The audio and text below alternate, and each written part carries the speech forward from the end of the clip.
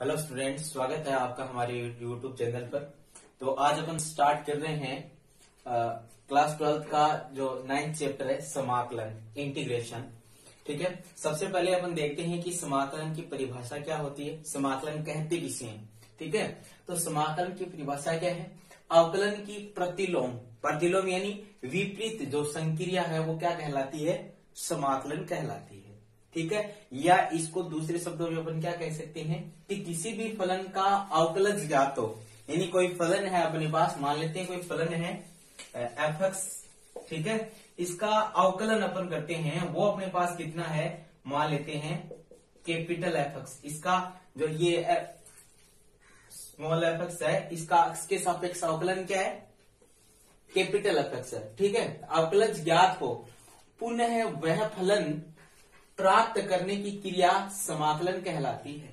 ठीक है, इसका मतलब क्या हो गया कि अपने पास पहले फलन क्या था? स्मॉल f(x) था। ठीक है, इसका अपने अवकलन किया तो क्या आ गया? Capital f(x).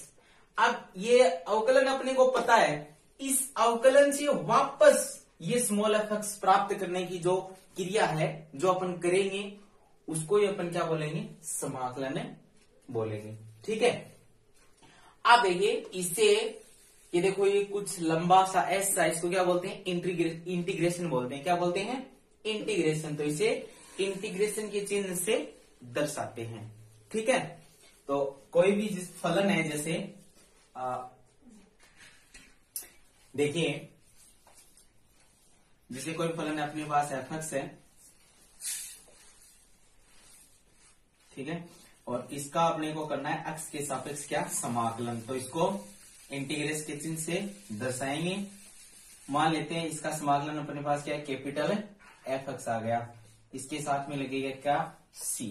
ठीक है, तो यहाँ पे जो ये x है जिसके सापेक्ष अपन अवकलन कर रहे हैं, यहाँ पे t भी आ सकता है, y भी आ सकता है, x भी आ रहा है, तो इनको तो क्या बोलेंगे?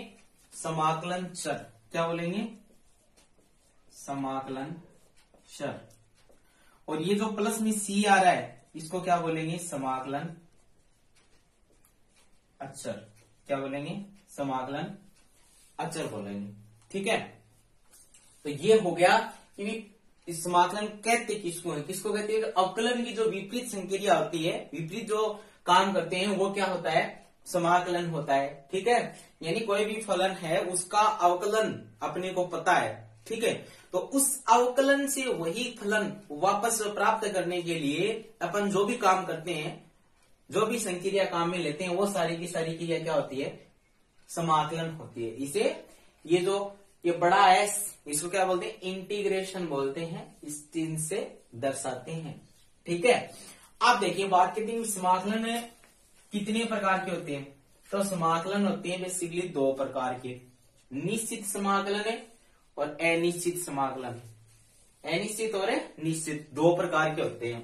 ठीक है, अब देखो जो अनिश्चित समाकलन होगा उसके अंदर तो ये जो समाकलन अचर है वो आएगा प्लस में c, यानी इसमें कुछ विचलन होगा। ठीक है, यानी ये अनिश्चित होगा थोड़ा। तो जैसे f(x) dx है, तो कोई फलन f(x) है, उसका x के सापेक्ष अपन क्या कर रहे हैं? समाकलन कर रहे हैं। तो मान लेते हैं इसका समाकलन क्या आया? f(x) आया। ठीक है, तो इसके साथ में क्या लगेगा? एक अचर लगेगा c, क्योंकि ये क्या है? अनिश्चित समाकलन है। ठीक है, और जो निश्चित समाकलन है उसके अंदर क्या होगा कि कोई ना कोई लिमिट दी हुई मिलेगी, अपने को सीमा दी हुई मिलेगी कि ये समाकलन 1 से 2 के बीच में, ये समाकलन a से b के बीच में, ये फिक्स होगा, उसका एरिया फिक्स होगा कि ये इतने के बीच में ही है।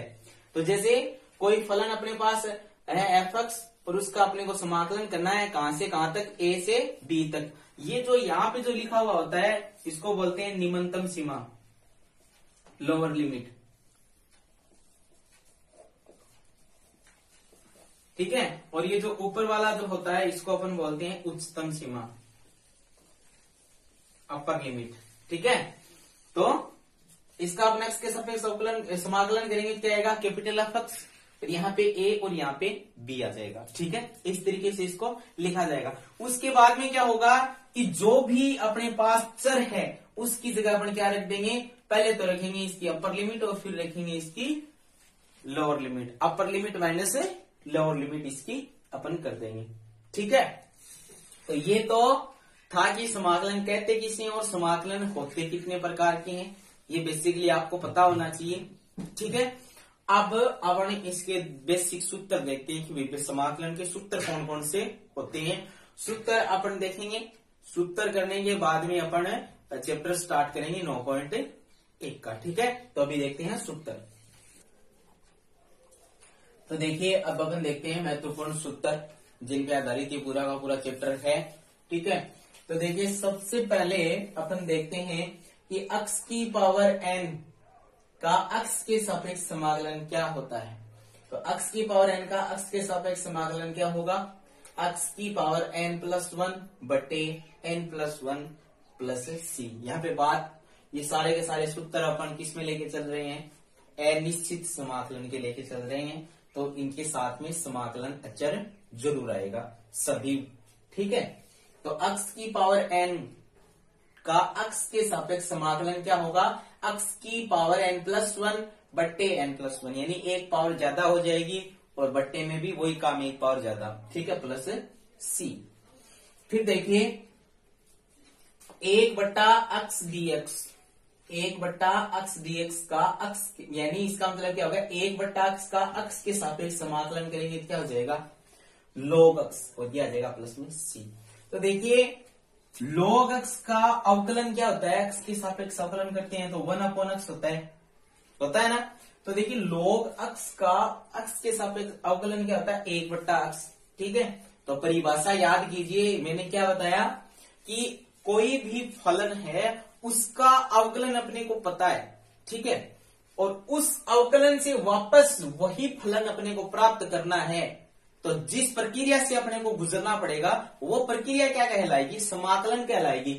तो ये जो log x है इसका अवकलन अपने को पता है क्या होता है 1/x होता है। ठीक है, अब ये 1/x है, इससे वापस अपने को क्या प्राप्त करना है, log x प्राप्त करना है, तो ये क्या कहलाएगी समाकलन। यानी 1/x का x के सापेक्ष समाकलन क्या होगा log x, और log x का x के सापेक्ष अवकलन क्या होगा 1/x। तो एक दूसरे के उल्टे हो गए हैं ये। ठीक है ना, e की पावर x का x के सापेक्ष अवकलन भी क्या होता है e की पावर x होता है, और समाकलन भी क्या होगा e की पावर x ठीक होगा।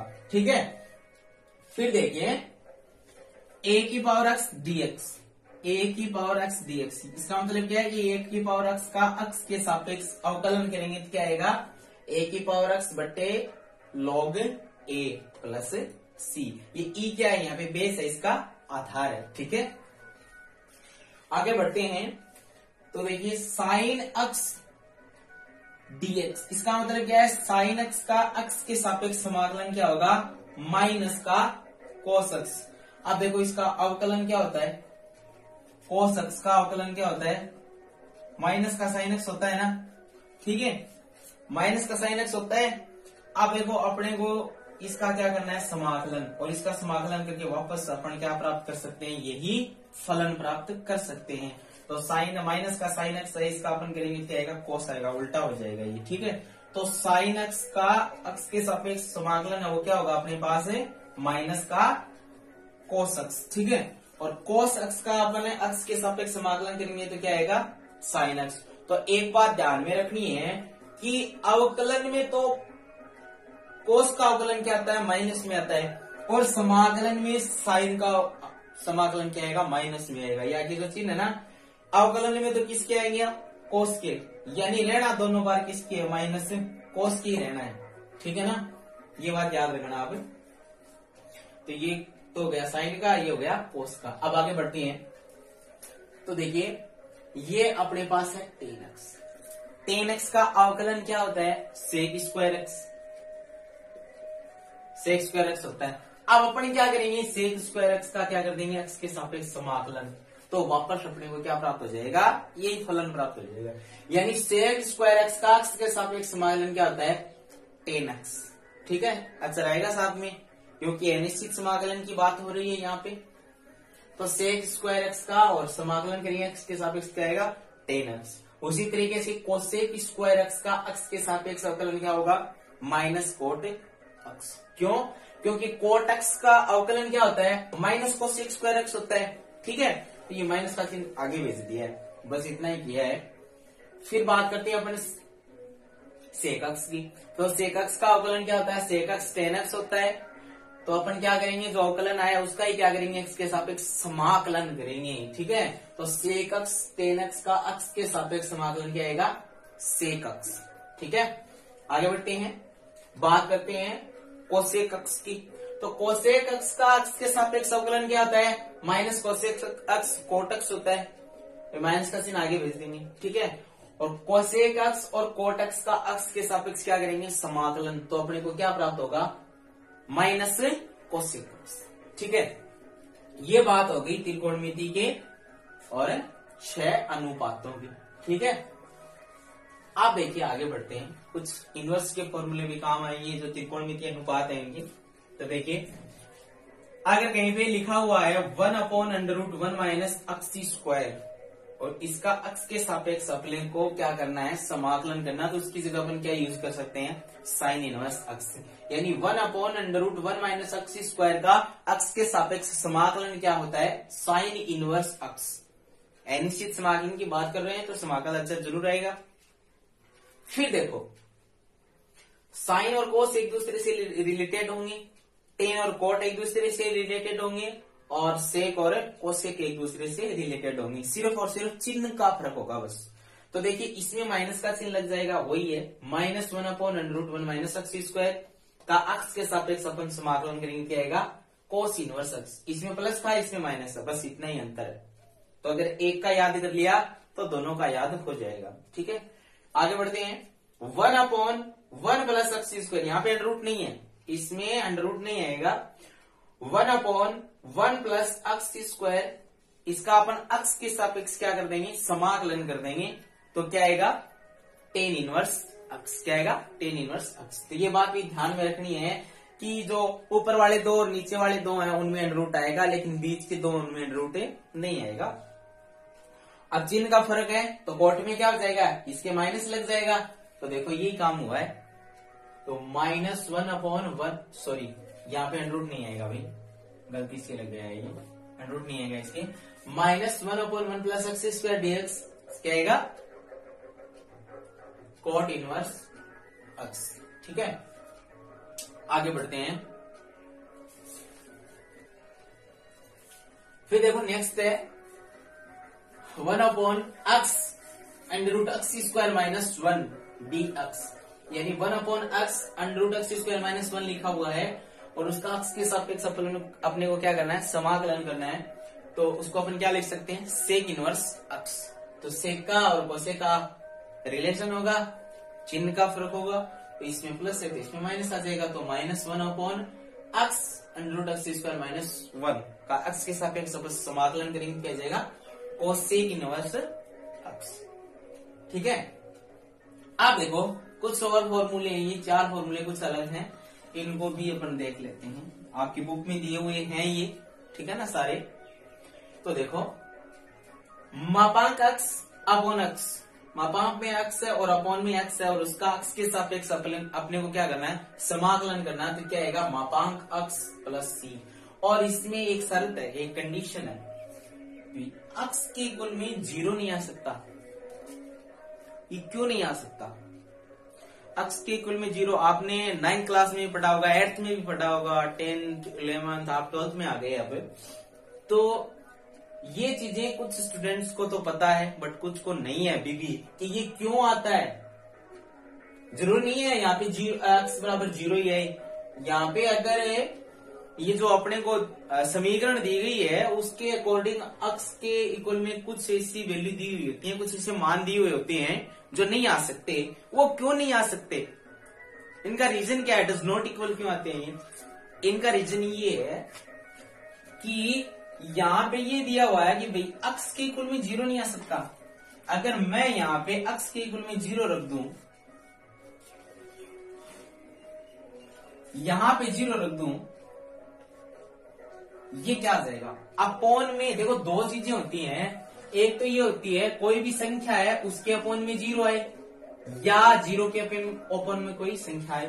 ठीक है, तो अगर जीरो में किसी संख्या का भाग देना तब तो जीरो आ जाएगा, नो प्रॉब्लम। ठीक है, ये चीजें आपको ध्यान देनी है, बहुत ही बेसिक चीज है, बट बहुत सारे स्टूडेंट्स को ये चीजें पता नहीं है कि अगर जीरो में किसी संख्या का भाग देना है तो जीरो आ जाएगा, नो प्रॉब्लम। बट इसको भी और इसको दोनों सेम ही बात मानते हैं, बट ये सेम नहीं है नहीं। अगर किसी संख्या में जीरो का भाग देना है ना तो क्या आएगा, अनंत आएगा, इन्फिनिट आएगा। यही कारण है कि अब सपोज करो अगर यहां पे -2 होता, यहां पे क्या होता -2, तो अक्स के कुल में क्या नहीं आना चाहिए था, 2 नहीं आना चाहिए। क्यों? क्योंकि अक्स की जगह अपन अगर 2 रख देंगे तो 2 में से 2 कट जाएंगे तो 0 हो जाएंगे, यानी अपॉन में जीरो की कंडीशन नहीं बननी चाहिए। क्या नहीं बननी चाहिए? जीरो की कंडीशन। अगर जीरो की कंडीशन बन गई तो क्या हो जाएगा, जो भी समीकरण या जो भी फलन अपने को दिया गया है उसकी वैल्यू क्या हो जाएगी, अनंत हो जाएगी। और अनंत का पता नहीं है किसी को, इसलिए अनंत नहीं हो सकता। तो इसका रीजन ये है कि जो बट्टा में कभी भी जीरो की कंडीशन नहीं बन सकती, ठीक है ना, इसलिए ये देते हैं कि अक्स के बराबर ये नहीं हो सकता, अक्स के बराबर ये वैल्यू नहीं हो सकती, इसका ये रीजन है। ठीक है ना, तो मापांक अक्स अपॉन अक्स डीएक्स है, यानी मापांक अक्स अपॉन अक्स का अक्स के सापेक्ष अपन समाकलन करेंगे तो क्या आएगा, मापांक अक्स प्लस सी।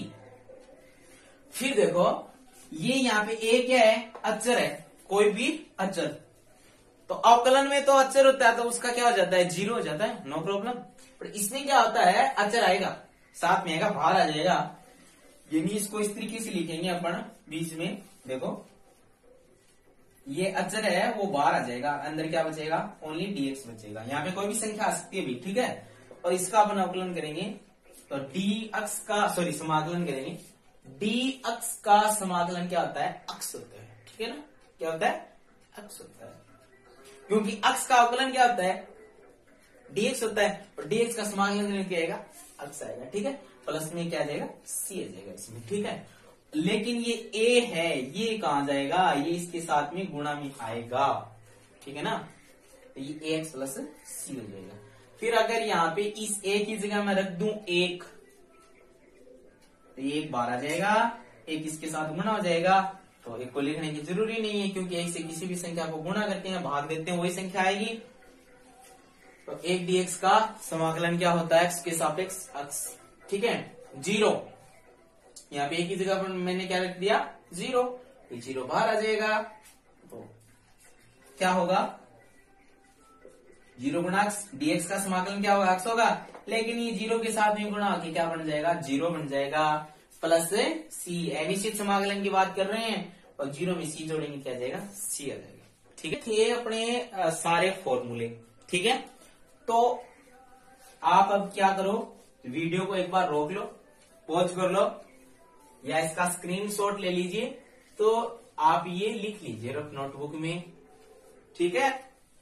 तो ये फॉर्मूले आप नोट कर लीजिए सारे के सारे, और ऊपर है ना ये चीज भी लिख लेना, याद रहे आपको, ठीक है ना, कि a अपॉन 0, यानी a क्या है, यहाँ पे कोई भी संख्या है, ठीक है ना, ये कोई भी संख्या है, ठीक है।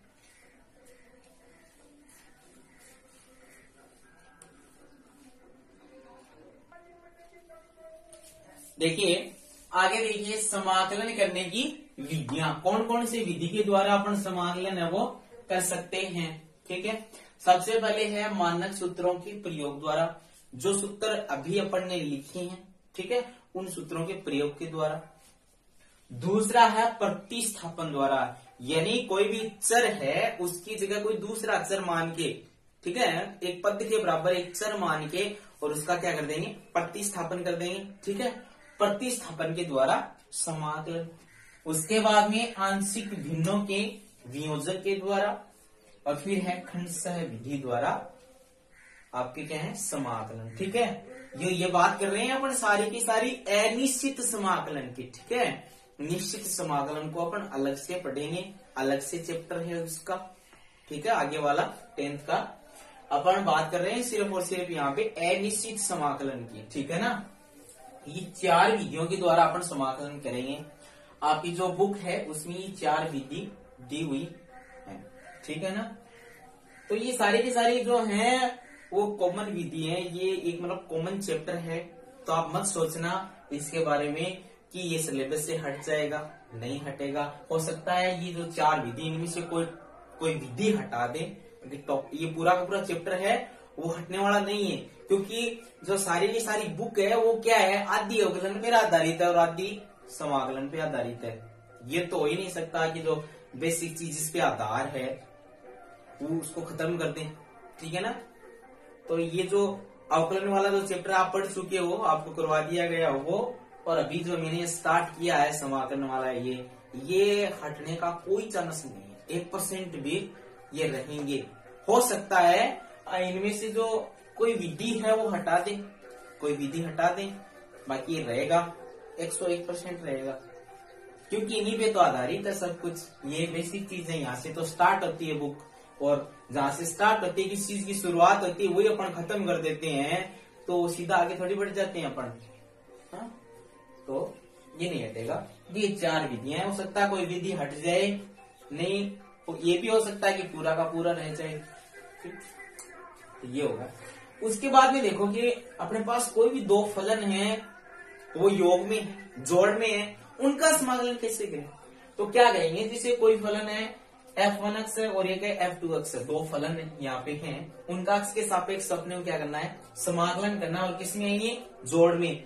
तो उन दोनों फलनों का अलग अलग समाकलन करके अपन जोड़ देंगे, वही उसका क्या होगा, आंसर होगा।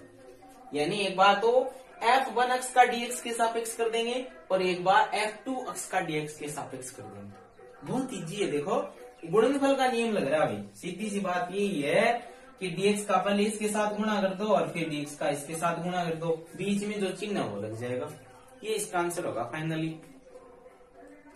अब बात आती है अनिश्चित की, इसमें एक c तो इसका आएगा, ठीक है, तो उसको c1 दे दो, और एक c इसका आएगा, उसको c2 दे दो। ठीक है, और इन दोनों को मिला के आप ये भी दे सकते हो, c1 प्लस c2 बराबर c डैश दे दो, कोई दिक्कत नहीं है। ठीक है ना। उसी तरीके से अगर इन अंतर में कोई भी माइनस में है 2 फलन, तो वही काम करना है, पहले dx का इसके साथ गुणा, फिर इसके साथ गुणा, बीच में जो चिन्ह है वो लग जाएगा। यानी पहले तो f1x का dx के सापेक्ष समाकलन और फिर f2x का dx के सापेक्ष समाकलन करके घटा देंगे, तो क्या आ जाएगा, आंसर आ जाएगा। c1 और c2 योग में ही आएंगे, इसका यहाँ पे माइनस का इसका मतलब ये नहीं है कि ये हो जाएगा c1 और इसमें माइनस c2, नहीं, प्लस c1 प्लस c2, और लास्ट में आप इनको लिखना चाहो तो c डैश अपना इसको लिख सकते हैं। ठीक है, तो ये हो गई इस चैप्टर की जो बेसिक बातें थी जो आपको पता होनी चाहिए। ठीक है, अगर मैं सीधे क्वेश्चन आंसर स्टार्ट करवा देता तो ये चीज आपको पता नहीं चल पाता, कैसे किया, क्या किया। तो ये सारी चीजें अब आपको पता चलेगी क्या है क्या नहीं है। ठीक है, अब अपन क्या करेंगे, अब अपन चैप्टर स्टार्ट करेंगे। ठीक है, तो जो त्रिकोणमिति की जो अनुपात हैं उनके मैंने अवकलन की वीडियो पर अपलोड किए थे पहले, उसी तरीके से उनका समाकलन कैसे होता है वो भी अपन करेंगे अब बीच में, क्योंकि वो भी बेसिक चीजें अपने को पता होना चाहिए। क्वेश्चन आए हुए भी हैं उनसे कई बार, और आने के आगे भी चांसेस है। ठीक है ना, पता होना चाहिए, बहुत ही नॉर्मल है, पर उस पर कोई ध्यान नहीं देता। 1, 2, 3 नंबर के क्वेश्चन आ जाते हैं, तो फिर क्या होता है कि 97, 98, 99, मेरे साथ भी हुआ है ऐसा 99।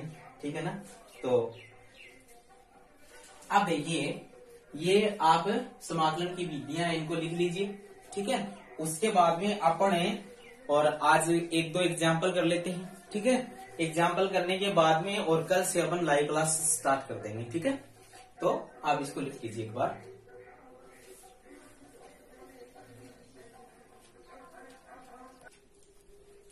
तो देखिए अपन स्टार्ट करते हैं 9.1 का जो चैप्टर है वो।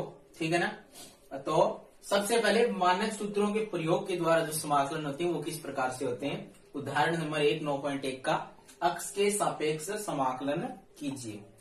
पहला क्वेश्चन है, इसमें अक्ष की पावर 6 का अक्ष के सापेक्ष अपने को क्या करना है, समाकलन करना है। तो तो देखिए कोई भी फलन अपने को दिया गया है जिसका अपने को x के सापेक्ष या y के सापेक्ष t के सापेक्ष जिसके भी सापेक्ष चर के सापेक्ष अपने को समाकलन करना है, उस फलन को अपन क्या करेंगे i के बराबर लिखेंगे। i का मतलब यहाँ पे इंटीग्रेशन से है, ठीक है ना। तो integration is equal to x की पावर 6 dx, यानी x की पावर 6 का dx के सापेक्ष अपने को क्या करना है समाकलन।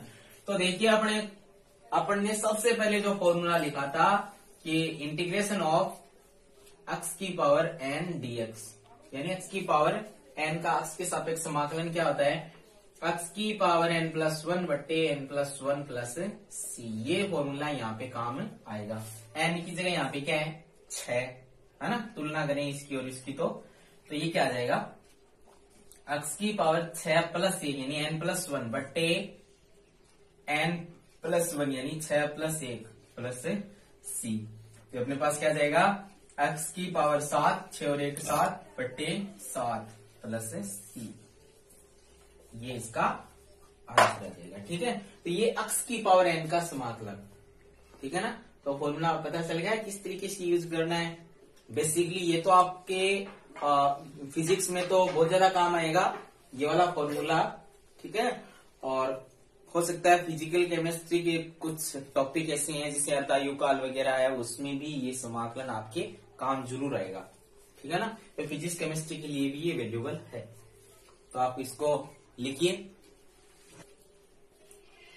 आप देखिए जो अपने पास नेक्स्ट क्वेश्चन है क्वेश्चन नंबर 2, वो क्या है अंडर रूट एक्स का और एक्स के सापेक्ष समाकलन करना है। तो माना आई बराबर integration of under root x dx, ठीक है। तो यहाँ पे अंडर रूट एक्स का और इंटीग्रेशन करना विद रिस्पेक्ट एक्स की, यानी अंडर रूट एक्स का समाकलन करना है एक्स के सापेक्ष। तो देखिए अंडर रूट एक्स है, इसको अपन इस तरीके से लिख सकते हैं क्या एक्स की पावर 1/2 dx। पावर 1/2 का मतलब क्या होता है अंडर रूट ही तो होता है 1/2। तो वापस वही फॉर्मूला लग जाएगा कौन सा integration of x to power n dx is equal to x to power n plus 1 upon n plus 1 plus c। यही फॉर्मूला लग जाएगा। तो इस बार n की वैल्यू क्या है हाफ 1/2 है, तो क्या आ जाएगा x की पावर n प्लस 1 यानी 1/2 प्लस 1 बट्टे n प्लस 1 यानी 1/2 प्लस 1 प्लस c। आगे इसको सरल करेंगे तो देखो 1 और 1/2 कितना हो जाएगा 3/2।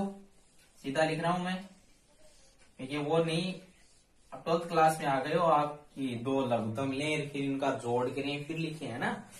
और यही यहाँ पे हो जाएगा 1 और ये आधा कितना हो जाएगा 3/2, ठीक है प्लस c।